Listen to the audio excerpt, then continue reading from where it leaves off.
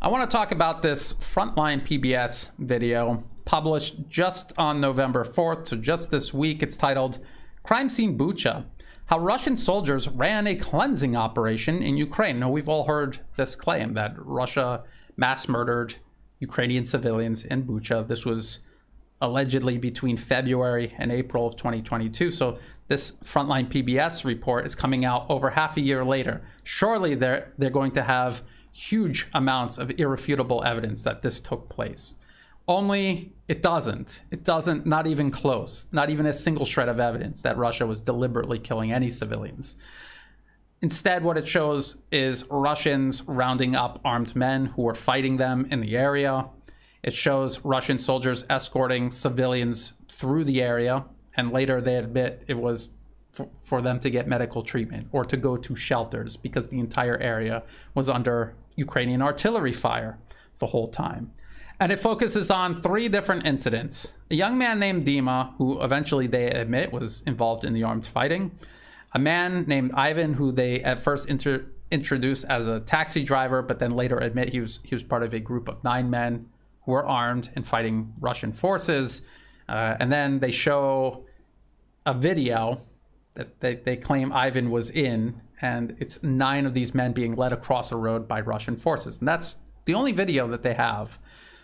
Then they show a photograph of 8 men dead, and they claim Ivan somehow survived. That's how he's here telling us about all of this. And not only that, after he escaped, Russians caught him again, and they mistaken him for an injured civilian, and they treated him. And that's why he's alive to tell the story today. That's interesting. They're carrying out a cleansing operation, yet they found him injured and treated him. A little contradictory. Anyway, they provide no evidence to even verify that these 8 men in the photograph are the same men in the video clip of them crossing the road. And the way the narrator explains it is very odd. You would expect the narrator to refer to the bodies like this. The bodies of the other 8 men were still lying on the ground next to the building where they would remain for weeks. But that's not how they worded it. They worded it this way. This is a very deliberate choice of words. The bodies of 8 men were still lying on the ground next to the building where they would remain for weeks. Why would they do that? These are all native English speakers involved, writing the script, editing it, recording it, and presenting it to the public. Why would they word it that way? They would word it that way because they're not sure that these 8 men in the photograph are the same 9 men, well, same men in the video clip that they're trying to connect. They also don't prove that it was Russia who killed these men. They claim the bodies were there for weeks. When you look at the photograph, it's very clear that they were not there for weeks, not even close to weeks, days at best. And finally, they talk about Dima's grandfather. They're interviewing the grandmother who claims her husband was interrogated by Russians. She overheard her husband admitting that Dima was involved in the fighting, and then everything went silent. And then she found her husband with a bullet hole in his head and his body charred. So obviously something was omitted in this story that Frontline PBS does not want to talk about, because you cannot shoot someone in the head and burn their body in silence. It's physically impossible.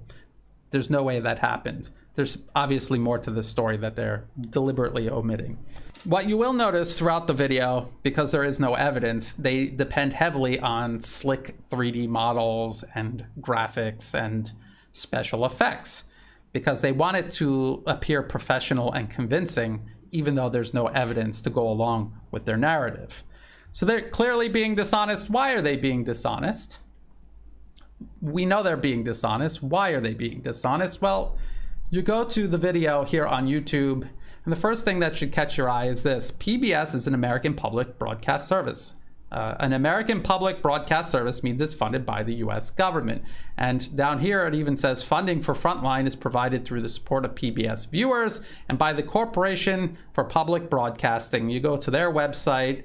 CPB is a private nonprofit corporation authorized by Congress in the Public Broadcasting Act of 1967. And you might say, well, Brian, maybe they're funded by the US government, but surely they're independent of,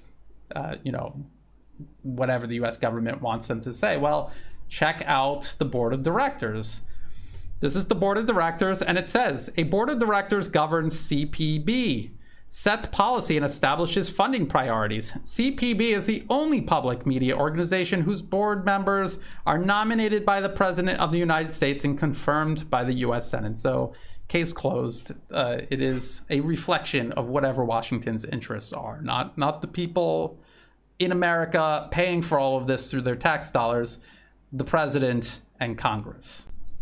And because the United States is a direct participant of this ongoing conflict in Ukraine, clearly the US government would be interested in producing war propaganda to smear and undermine Russia's position. It's as clear as day. It couldn't be more obvious. They worked with Associated Press. They also worked with Sit2 Research. Sit2 Research, go to their website, and under support, you see all of these corporate foundations, including convicted financial criminal George Soros's Open Society Foundation, but also the National Science Foundation. It's a .gov website, so that right there already means this is yet another US government-funded organization, and it says it's an independent federal agency created by Congress. So you have Frontline PBS and Sit2 Research, two organizations funded by the US government, putting this report together. Who else is involved in this video? It's not in the video description, but if you watch the whole video, you will hear them talk about the Dossier Center in London. They don't explain what that is, but the reason they mentioned it was because they have these ridiculous, cartoonish, intercepted phone calls they claim Russian soldiers were making, with claims like the commander told us to execute all civilians, no exceptions. And yet even Frontline PBS's own report contradicts that, because they admit Russian soldiers were providing treatment and shelter for the civilian population. So these were obviously fabricated, intercepted communications. They admit it was provided to them by the Ukrainian security services, and they claim that the Dossier Center in London verified them. So what about this Dossier Center in London? Go to their website about the project. This is translated from Russian, and it says, Dossier Center, a nonprofit project of Mikhail Khodorkovsky. Khodorkovsky, who is he? He's a corrupt Russian billionaire oligarch. He was convicted and sentenced to prison in Russia. And when he was released from prison, finally, he fled to the West, where he now wages a personal war against the Russian government, who held him accountable for his corruption. We know that the Russian oligarchs during the 1990s, they were incredibly corrupt. He is not the first one who gained his fortune through honest ways. He was corrupt. He was robbing the country. He was selling it out. He was doing it in cooperation with the West. And that's not just the Russian government accusing him of that. That's even the Carnegie Endowment for International Peace, which is funded by Western governments and Western corporate interests, and helps shape and promote US foreign policy. But even they admit that Khodorkovsky was actually extremely corrupt. And just because he's going to side with you against Moscow now doesn't mean you should overlook his corruption, because it undermines your own credibility by doing so. The link to this article will be in the video description below. I highly recommend you read it, just in case you think Mikhail Khodorkovsky is the first Russian billionaire oligarch to honestly earn his fortune, and that's the reason why Putin put him in prison. Anyway, that's who helped Frontline PBS verify these obviously fabricated Russian soldier conversations that Ukraine's security services gave them to frame Russia. Now, if you're just an ordinary person and you stumbled across this Frontline PBS video, you wouldn't know any of this, because you're not going to look in the video description. You don't have time to do the research. I'm doing the research for you, so you can see how this entire video was put together by US government-funded media organizations in cooperation with convicted criminals hiding in London, harbored in London, and how this is about shaping war propaganda not investigating anything, and not informing anyone of anything truthful. Now, the scariest part about all of this is that if hundreds of people did die in Bucha, and I think that there were hundreds of people who died, and Frontline PBS spent over half a year putting this together, or they at least had over half a year to put it together, and they couldn't find a single shred of evidence to implicate Russia in deliberately killing these civilians. Who did kill them? And by not seriously investigating it, or not honestly investigating it, you're actually helping cover up whoever the real culprit was. Frontline PBS claims among the evidence they have, when making this video, was security footage. And they do. They have a lot of security footage that they show you. They show the Russians coming in to Bucha in the beginning. They show them taking up their positions. They show them detaining armed men who were fighting them. They show them escorting civilians through the area with their belongings and even with their pets. They even have videos inside houses that had security cameras inside. And they showed Russians playing with lights, doing their laundry, and even chasing a dog. But among all of this footage Frontline PBS gathered, not a single video shows Russian soldiers deliberately executing Ukrainian civilians. Not a single video. But you know what video footage we do have confirming armed men were killing people in exactly this way, binding their arms behind their back, people wearing white bands, because if you watch this Frontline PBS video, they show the dead bodies with the white armbands, and they never explain what that means. But the white armbands are worn by Russian forces and people working with Russian soldiers. They don't explain that. Conveniently, they leave that out.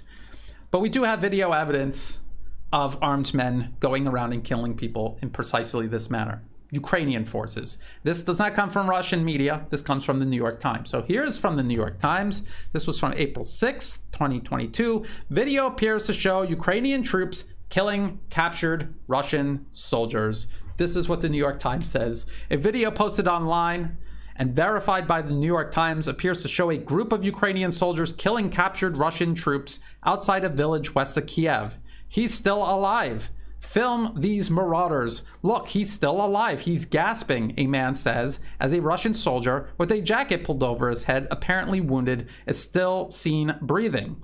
A soldier then shoots the man twice. After the man keeps moving, the soldier shoots him again, and he stops. At least 3 other apparent Russian soldiers, including one with an obvious head wound, who has his hands tied behind his back, can be seen dead near the victim. All are wearing camouflage, and 3 have white armbands commonly worn by Russian troops. So here's the New York Times admitting white armband means you're associated with Russia. Why would Russian troops kill people wearing white armbands? Clearly, they didn't. These are people who had obviously just been killed. They were killed by Ukrainian extremists moving in as Russian forces left, and they were rounding up and killing collaborators. It's as clear as day. This is what else the New York Times says. The video was filmed on a road just north of a village of Dmitrivka, around 7 miles southwest of Bucha, where the discovery of hundreds of corpses of people in civilian clothes in recent days has prompted accusations that Russian troops killed civilians as they retreated. But of course, these civilians killed in Bucha, many of them had the white armband, just like these soldiers that the New York Times is describing, killed by Ukrainian extremists. They were also wearing white armbands in Bucha. And again, they're going to deliberately not make the connection. Frontline PBS deliberately omitted this fact that they had these white armbands. They never explained what they meant and what the implications were, that these freshly killed civilians were wearing white armbands, identifying them as working with Russian troops. So that's New York Times explaining that video footage of actual armed men killing people in precisely this manner. There's no footage of Russians doing this. There is footage of Ukrainians doing this, and it's covered by the New York Times. Frontline PBS never talks about these hundreds of civilians that were killed. They never talk about forensic evidence.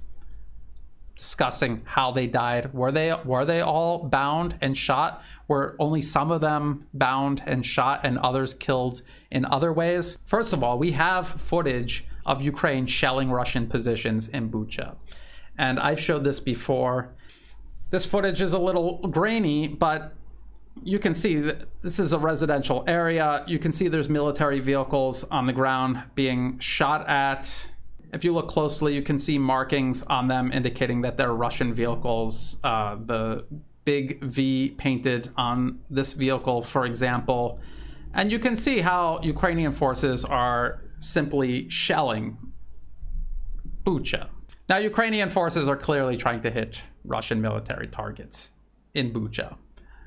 Of course, they're not going to hit only Russian military targets in Bucha. They're also going to kill all of the civilians that are there. This is why Russia was trying to encourage them to go into shelters to protect them from this crossfire. It was a war.